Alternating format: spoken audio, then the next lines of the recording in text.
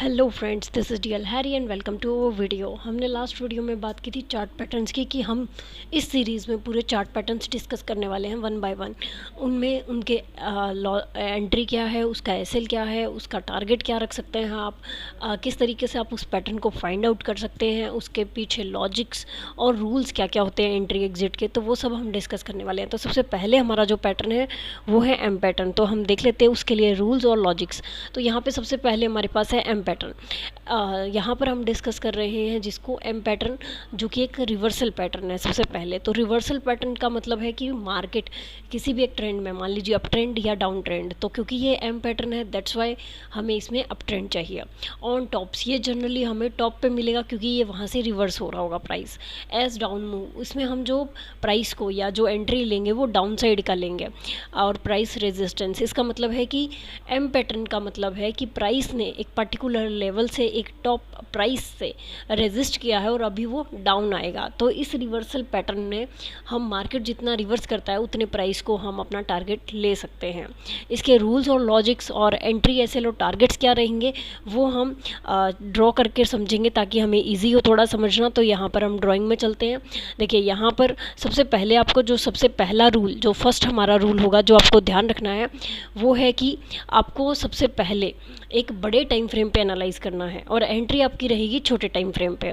यानी कि एक बिगर टाइम फ्रेम हमारे पास होगा जो कि हमारे एनालाइज के लिए होगा, और जो एंट्री होगी वो हमारी स्मॉलर टाइम फ्रेम पे रहेगी। तो स्मॉलर टाइम फ्रेम का मतलब हो गया, जैसे मुझे अगर एंट्री करनी है 5 मिनट में, तो बिगर टाइम फ्रेम यानी कि 15 मिनट पे मुझे अपना एनालाइज करना है। अब मान लीजिए कि 15 मिनट के टाइम फ्रेम में मार्केट इस तरीके से अप ट्रेंड में थी कंटिन्यू, वो मुझे एक ग्रीन कैंडल्स के सिग्नल मिलने चाहिए कि वो कंटिन्यू अप ट्रेंड में थी। अभी प्राइस यहाँ पर सस्टेन कर रहा है, उसके बाद एक डिप लगाता है और वापस मार्केट यहाँ से अप जाता है, लेकिन इस रेजिस्टेंस को वो क्रॉस नहीं करता और फिर वापस डाउन आता है। और ये जो लो लगाया था, पहले वाले कोई भी लो ब्रेक नहीं हुआ आप देखेंगे, लेकिन ये लो जो है ये यहाँ पर ब्रेक हो जाता है। तो ये जो लाइन मैंने ड्रॉ की है ये कहलाती है नेक लाइन। अब जैसे ही ये नेक लाइन क्रॉस होती है तो आपको सिग्नल मिल जाता है कि यहाँ पर आपकी एंट्री बन जाती है। अब यहाँ पर जब आपकी एंट्री बन जाती है और ये जो पॉइंट है जहाँ से प्राइस ने रेजिस्ट किया है ये आपका एसएल हो जाता है। तो यहाँ पर आप अपना एंट्री डिफाइन करेंगे। मान लीजिए ये प्राइस 100 है और ये 105 है, तो 105 पर आपका एसएल हो जाएगा और आपकी एंट्री 100 पे हो जाएगी। और जितना आपका एसएल है, सबसे पहला टारगेट आपका रहेगा कि आप उसका डबल टारगेट रखें। मीन्स अगर आपका एसएल 5 पॉइंट का है तो आप टारगेट जो रखेंगे अपना वो 10 पॉइंट का रखेंगे। तो इस तरीके से आपको 1:2 का टारगेट इसमें मिलना ही चाहिए। इसी तरीके से आप अपनी एंट्री डिफाइन कर सकते हैं। अब कैसे सिचुएशन में आप अवॉइड कर सकते हैं, ज़रूरी नहीं है कि ये यहाँ पर ही क्रॉस करने के बाद विक लगाकर भी ऊपर आ जाए, तो ऐसा भी हो सकता है। तो यहाँ पर आपको एसएल स्ट्रिक्टली फॉलो करने हैं और कोशिश करनी है, अगर आप डेली टाइम फ्रेम पे कर रहे हैं तो प्राइस जो है वहाँ पर क्लोजिंग दे दे, तो तब आपको और भी ज़्यादा अच्छे से सिग्नल मिल जाएगा कि अभी आपकी एंट्री सही है। एक कंडीशन ये होती है कि मार्केट इस तरीके से अप गया, अभी ये डाउन आया, फिर एक क्रॉस करने के बाद ये ब्रेक करता है, तो यहाँ पर आप एंट्री तो ले सकते हैं, लेकिन अगर आप एसएल देखेंगे तो ये एसएल हो जाता है आपका, जो कि बहुत बड़ा हो जाता है। मान लीजिए ये 110 पे है और ये 100 पे है, तो आपका जो एसएल यहाँ पर 5 पॉइंट का होना था वो यहाँ पर 10 पॉइंट का हो गया, और आपको जो टारगेट 10 पॉइंट का मिल रहा था वो आपका जो रिस्क रिवॉर्ड है वो 1:1 हो जाता है। तो दैट्स वाई ऐसी ट्रेड को आप अवॉइड कर सकते हैं। अगर स्ट्रॉन्ग सिग्नल है और अगर आप एंट्री करना भी चाहते हैं तो आप हाफ क्वांटिटी में ट्रेड कर सकते हैं। इसके अलावा मान लीजिए कि मार्केट अप गया, फिर डाउन आया, फिर से अप गया, लेकिन प्रीवियस हाई को क्रॉस नहीं किया, ना ही टच किया और वापस डाउन आ जाता है, तो ऐसे में आपकी एंट्री जो है वो इस पॉइंट पे रहेगी। यहाँ पर आपकी एंट्री होगी क्योंकि इसने नेकलाइन को क्रॉस कर दिया, और जो प्रीवियस हाई बनाया है, मीन्स ये वाला हाई नहीं, जो लेटेस्ट हाई बना है ये हमारा एसएल रहेगा। प्रीवियस हाई को हम रिकमेंड नहीं करेंगे एसएल के लिए क्योंकि ये भी बहुत बड़ा हो जाता है। तो ऐसे में आपको एक छोटा एसएल मिलेगा और आपका टारगेट 1:2 अगर आपको मिल जाता है तो आप ट्रेल करके 1:3 भी ले सकते हैं।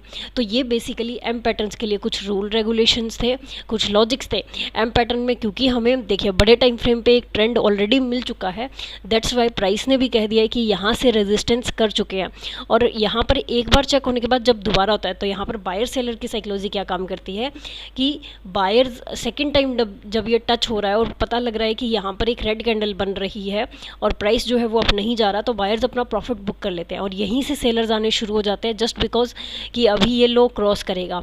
तो इस तरीके से बायर सेलर साइकोलॉजी काम करती है कि प्राइस अगर रेजिस्टेंस ले रहा है तो बायर्स अपनी प्रॉफिट बुकिंग करेंगे और वहाँ पर नए सेलर्स आ जाएंगे। तो जैसे ही सेलर्स आते हैं प्राइस को पॉसिबिलिटी रहती है कि वो डाउन आ जाए, तो इसीलिए एम पैटर्न जो है मोस्टली काम करता है। अब हम इसका एक और चार्ट देख लेते हैं जो मैंने फाइंड आउट किया हुआ है बड़े टाइम फ्रेम और छोटे टाइम फ्रेम की कंपैरेटिव स्टडी में। ये देखिए यहाँ पर एक 15 मिनट का टाइम फ्रेम मेरे पास चार्ट था और ये अप साइड गया। अब आप देख सकते हैं रेगुलर 1 2 3 4 5 और 6 कैंडल लगातार अप साइड की बनी। और अगर हम 5 मिनट के टाइम फ्रेम में चलेंगे तो वहाँ पर देखिए पहले प्राइस डाउन ज़रूर आएगा लेकिन वापस से इसको क्रॉस नहीं किया और अप साइड चला गया, तो दैट्स वाई ये तो कंटिन्यू ट्रेंड में ही था। उसके बाद में नेक्स्ट में एक डाउन आया, आप वेट कर सकते हैं जब आपको कंटिन्यू 4 से 5 कैंडल्स मिल जाएं ग्रीन। तो देखिए फिर ये अप गया और वापस एक डाउन लगाया, तो ये मेरे लिए नेकलाइन का काम करेगी और अप साइड में आप देख सकते हैं कि मेरे लिए रेजिस्टेंस का काम किया प्राइस ने। उसके बाद प्राइस गया अप लेकिन उसको क्रॉस नहीं किया और वापस डाउन आया। तो जैसे ही ये रेड कैंडल क्रॉस करती है, ये देखिए इस रेड कैंडल ने यहाँ पर क्लोजिंग दे दी है, तो मुझे कन्फर्म हो गया कि अब प्राइस डाउन आएगा। और यहाँ से देखिए नेक्स्ट कैंडल पर अगर आप एंट्री लेते हैं तो आपका टारगेट और SL जो दोनों हैं वो लॉजिकल बन जाते हैं। आप यहाँ पर देखिए 1370 के आसपास आप अपनी एंट्री लेते हैं और यहाँ पर इस प्राइस के आसपास जो कि 1375 से ऊपर है यहाँ पर आपका SL रहेगा और आपको टारगेट जो है वो 1:2 से भी ज़्यादा का मिल रहा है, लेकिन आप 1:2 में अपनी क्वांटिटी कुछ बुक कर सकते हैं और उसके बाद प्रॉफिट को ट्रेल कर सकते हैं। तो इस तरीके से ये एम पैटर्न जो है हमारे लिए काफ़ी अच्छी तरीके से काम कर सकता है। तो आज हमने एम पैटर्न सीखा है, नेक्स्ट वीडियो में हम बात करेंगे इसी के ऑपोजिट W पैटर्न पर। तो तब तक आप सीखते रहिए and happy trading. Thank you so much.